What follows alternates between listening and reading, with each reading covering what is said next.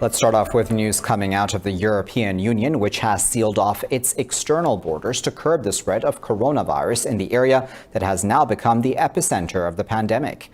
The move comes after Italy reported 345 more deaths from the virus over the past 24 hours, bringing its death toll to over 2,500. More on that now in this report. The number of COVID-19 cases have globally reached almost 198,000 with over 8,400 deaths across 146 countries. Leaders of the European Union have discussed the measures to combat the new coronavirus. European Commission President Ursula von der Leyen says the bloc has to do its utmost to protect its people from the deadly disease. This is an external shock, and it hits the whole world. We have never had that before. The enemy is a virus, and now we have to do our utmost to protect our people and to protect our economies. Brazil and Turkey have reported their first deaths from the coronavirus, while Kyrgyzstan and Montenegro have reported their first confirmed cases. Australia has declared a human biosecurity emergency, giving the government power to close off cities, impose curfews, and order people to quarantine. We will impose a universal precautionary self-isolation requirement on all international arrivals to Australia, and that is effective from midnight tonight. Further, the Australian government will also ban cruise ships from foreign ports from arriving at Australian ports for an initial 30 days, and that will go forward on a rolling basis. Meanwhile, China has reported only one new domestic case of coronavirus for the second consecutive day. Well, in the U.S., the Trump administration has unveiled a $1 trillion stimulus package to mitigate the economic fallout of the COVID-19 outbreak. The coronavirus pandemic has killed over 100 people in the country. The U.S. Treasury Secretary Steven Mnuchin says, in addition, the White House has proposed over $300 billion worth of tax deferrals.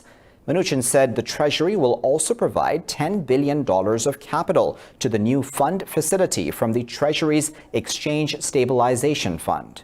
The package is larger than the U.S. response to the 2008 financial crisis and amounts to nearly a quarter of what the U.S. federal government spent last year. Well, the UK has announced $423 billion in financial measures to shore up its economy against the coronavirus impact. Let's stay now in the U.S. Former Vice President Joe Biden has crushed his rival Vermont Senator Bernie Sanders in the latest round of the Democratic presidential primaries. Biden defeated Sanders in the states of Florida, Illinois, and Arizona by wide margins. Biden's decisive victories have earned him a nearly insurmountable lead over leftist Sanders in their race for the party's presidential nomination. With most precincts reporting, Biden beat Sanders by nearly 40 percentage points in Florida, 20 points in Illinois, and over 10 points in Arizona. The pressure is mounting on Sanders to end his campaign as Biden secured his 19th victory in the last 24 primary contests. Today, it looks like once again, in Florida and Illinois, we're still awaiting to hear from Arizona. Our campaign has had a very good night. We've moved closer to securing the Democratic Party's nomination for president. And we're doing it by building a broad coalition that we need to win in November.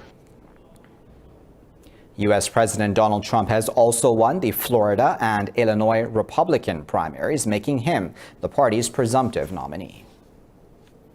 China says it will revoke the press credentials, of U.S. correspondents at the New York Times, Washington Post, and the Wall Street Journal.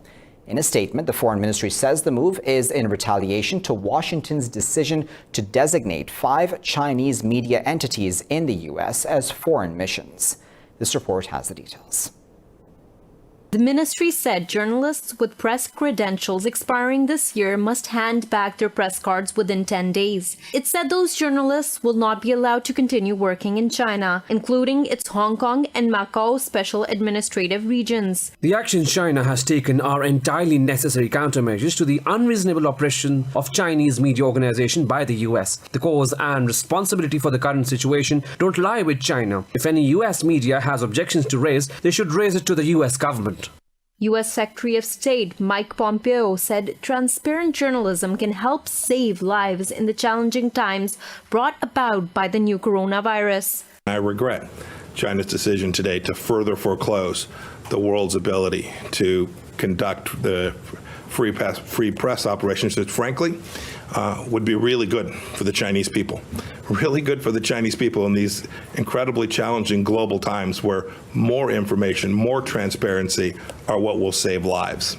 Earlier in February, Beijing expelled 3 Wall Street Journal correspondents following an anti-China column published in the newspaper. The United States has imposed fresh sanctions on Iran, keeping up its economic pressure campaign. U.S. Secretary of State Mike Pompeo says 3 Iranians were blacklisted for engaging in significant transactions to trade in petrochemicals. Pompeo says Iran's Armed Forces Social Security Investment Company and its director have also been blacklisted for investing in sanctioned entities. Meanwhile, the U.S. Commerce Department has said it will add 5 Iranian nuclear scientists to its entity list for aiding Tehran's atomic program. Earlier, Foreign Minister Javad Zarif said U.S. sanctions have drained Iran's economic resources, impairing its ability to fight COVID-19. The foreign minister said Washington is literally killing innocents, calling for a global campaign to disregard U.S. sanctions on Iran. In Iraq, 2 rockets have struck the capital Baghdad's high-security green zone near the U.S. embassy. Security officials say the projectiles hit an apartment building and wounded 3 people. They said no diplomatic missions in the green zone were affected. Spokesperson for the U.S.-led coalition, Miles Kaggans, said the rockets fell at least 2 kilometers from the embassy. No one has claimed responsibility for the attack yet. Earlier, rockets hit a military base at Bismaya, where U.S.-led coalition troops and NATO forces are deployed alongside Iraqi troops.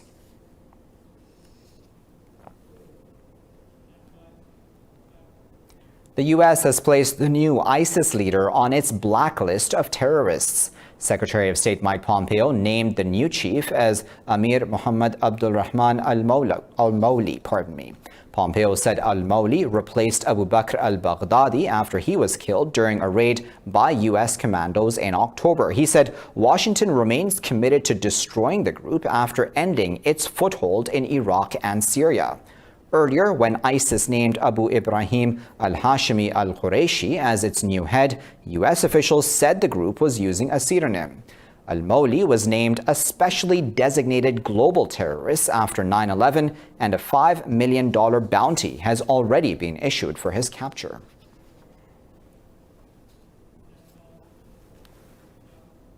At least 2 Afghan security forces have been killed in clashes with Taliban fighters in the northern Balkh province of Afghanistan. A police spokesperson said dozens of Taliban fighters were also killed in Chahar Bulaq district of the province. The spokesperson said the incident caused the closure of the main Balkh-Jowzjan highway. Meanwhile, the Taliban have claimed they have killed 2 policemen in Kapisa province. In a tweet, spokesperson Zabiullah Mujahid said 7 others were injured when their security vehicle hit a roadside IED bomb in Shahkot area.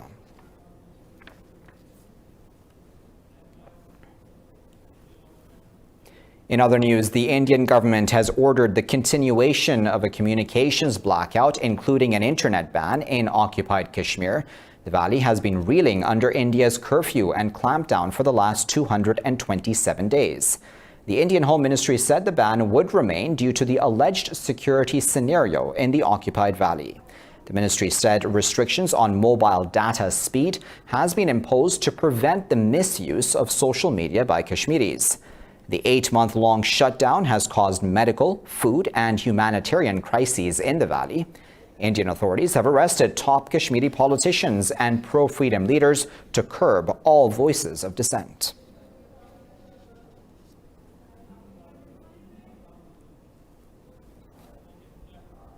In India, students of Jawaharlal National University in New Delhi have put up a poster of Pakistan's founder Muhammad Ali Jinnah on a board. JNU students have been at the forefront in protests and rallies against the Citizenship Act. Students took the step after the administration named a road after Hindutva philosopher Vinayak Damodar Savarkar. University's Students' Union said naming the road after Savarkar is a shame on the legacy of JNU. The union said it can never accept apologists and stooges of the British who undermined India's secular fabric. Police in India's northern state of Uttar Pradesh have asked Anti-Citizenship Act protesters to either pay a fine or face jail. Police sent notices to 13 people in Lucknow to pay 2.1 million Indian rupees for damages during demonstrations. Police said the deadline to pay the fine ended yesterday, and these individuals will now have to pay 10% more. They said demonstrators have a week, failing which they will face civil imprisonment and attachment of property. Security forces earlier put up photos, names, and addresses of 57 people on hoardings across the city of Lucknow. Meanwhile, 21 people have been forced to submit 80,000 rupees through a draft after receiving similar notices.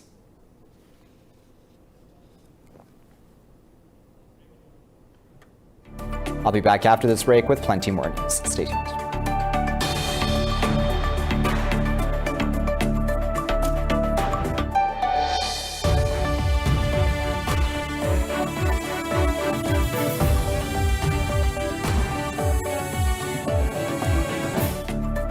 Welcome back.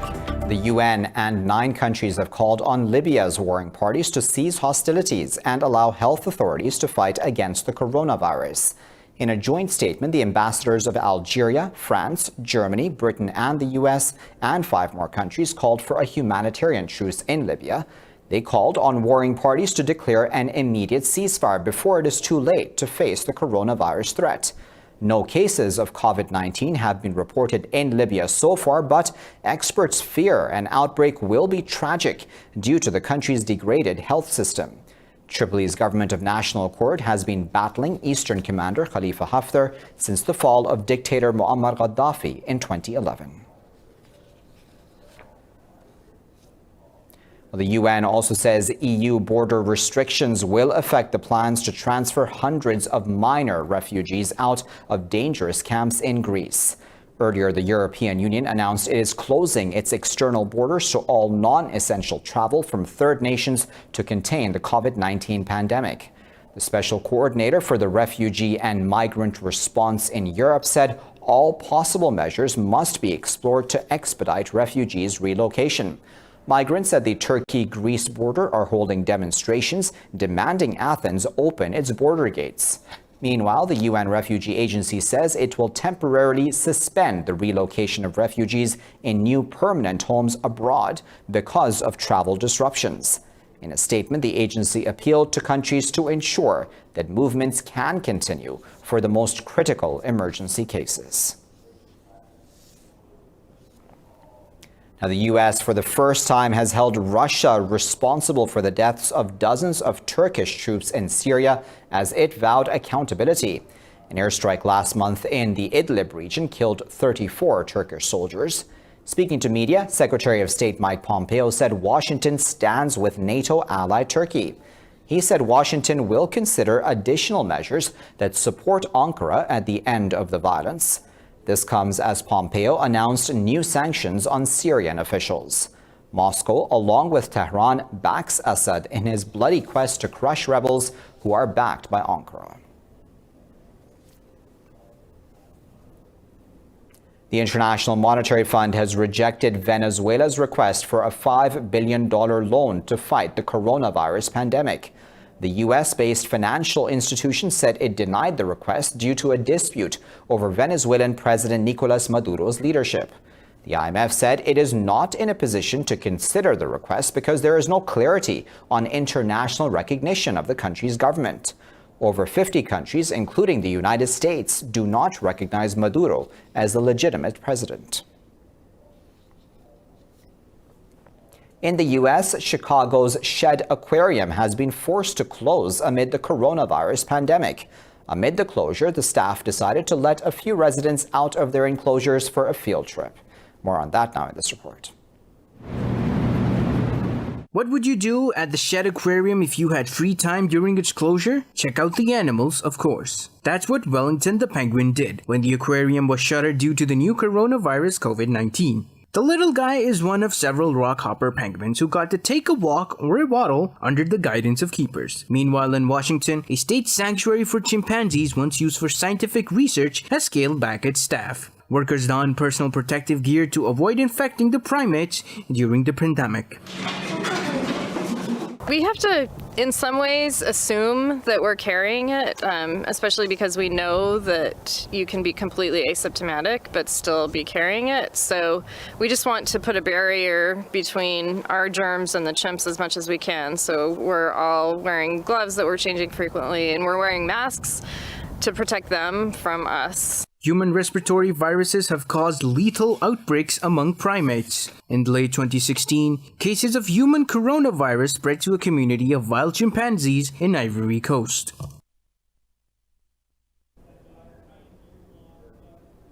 On to Peru now, where a once bustling railway station now serves as a library, museum, and concert center. Called the House of Literature, it is one of the favorite places of book lovers. Details in this report. This former train station is one of Peru's biggest cultural centers. Built in 1912, the station was formally inaugurated as the House of Literature in 2009. Once abandoned, it is now visited by thousands of people every day. The House of Literature is a space for people to encourage themselves to read and to learn. No, it doesn't exist. I don't know any other places like this. Not at all. This place is quite innovative. In fact, in Chile, there aren't places like this that are so iconic. One of the star programs involves grandparents telling stories to youngsters. Its objective is to promote reading and literature in children through oral narration. The director of the House of Peruvian Literature says that it is a public cultural center of permanent dialogues. How can we make an impact on a national level with the precariousness and fragility of our cultural institutions? You can't find cultural centers or art galleries or even museums properly implemented in all of the country's cities. Milagro Sadariaga adds that despite the rapid growth of digital culture, written culture continues to generate curiosity and debates. I believe that it is a question of investigating. I do not believe that social networks are distancing us from the written word. They might be distancing us from the forms of narration that were consolidated and that are going to perhaps be used less due to the appearance of new forms. The facade of railway stations has a large iron gate where the letters F and C stand out, revealing its former use as a central railway station. The transformed cultural center has hosted art exhibitions, seminars, and reading circles for youth literature and debates.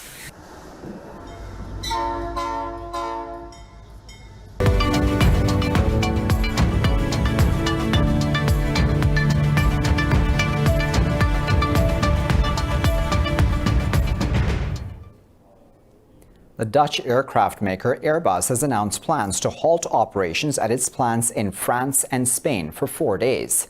The coronavirus crisis spread from battered airlines to the manufacturing sector. In a statement, Airbus said the halt allows sufficient time to implement stringent health and safety conditions. It said that the company's shares dropped over 7% in Paris's CAC 40.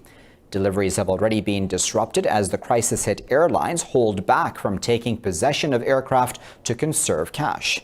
Meanwhile, the German carmaker Volkswagen has also announced it will temporarily shut down most of its European plants. Chief Executive Herbert Diess said the production plants in Spain, Slovakia, and Italy will be halted. In the UK, Amazon has asked its workers for overtime to tackle huge demand due to the coronavirus pandemic. The move comes despite the government's repeated calls to restrict social contact. The GMB trade union says workers across 4 different sites were asked to work compulsory overtime from Monday. National Officer Mick Ricks said Amazon has put profit before safety. Amazon said it is working to ensure it can continue to deliver to customers. It said there is an exemptions process for employees who cannot work additional hours for personal reasons. European markets have sunk as global stimulus measures have failed to offset fears of a global recession amid the coronavirus. Frankfurt's DAX has plunged over 4%. London's FTSE 100 is also trading nearly 4% lower after car manufacturer Rolls-Royce shares plunged over 18%. The CAC 40 in Paris is trading over 3% lower. In Asia, Seoul's Kospi led the losses, closing about 5% lower. Hong Kong's Hang Seng and Nikkei 225 lost ground as well. Meanwhile, Brent crude oil price has shed about 2% to trade lower than $30 a barrel.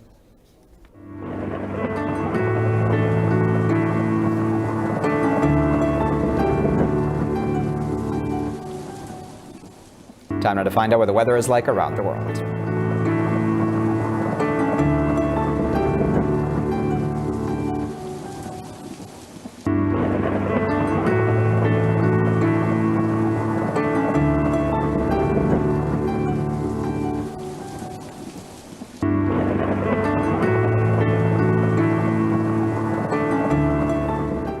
And there you have it. You're all caught up. Of course, for the latest updates on these and other stories, you can always follow us on our social media at Indus News. Thanks for watching this bulletin.